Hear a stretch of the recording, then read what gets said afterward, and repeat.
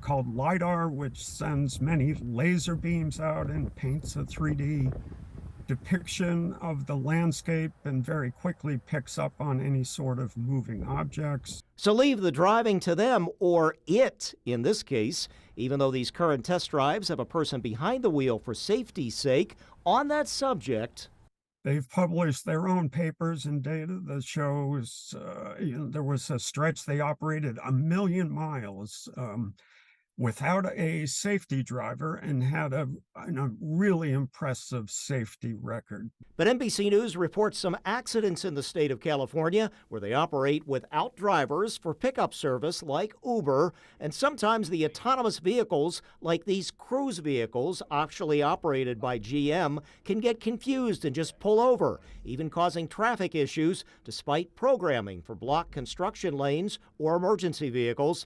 But there's also Buffalo weather. Is that something that throws a curve to Waymo, or can it handle snow and ice and what have you? Yeah, so, of course, Waymo and the other private companies, they want to be safe. I think Waymo wants to test different degrees of snow and when it's safe and when it isn't. But ultimately, if it's not safe, they will park.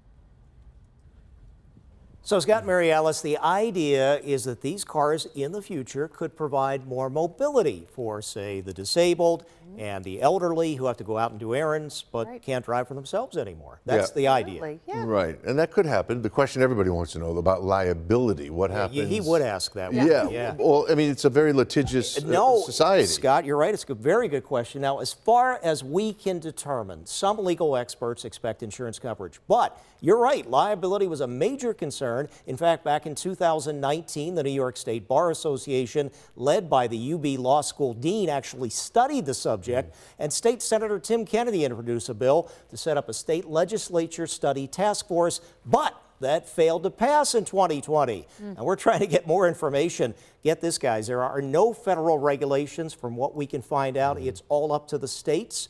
And we're trying to find out about the city of Buffalo. What would they think about this? Right. I mean, in theory, it sounds like a great idea. So many of us have struggled having that conversation with parents about not driving, and to have this as an alternative is a great thing. And will probably save lives in the long run, but still a lot of details to work out. You know it. I think I trust my driving over a computer. Well, now you do, but one day you may not. Give me a ride home. Yeah. Thanks, Ron. Thank you, Ron.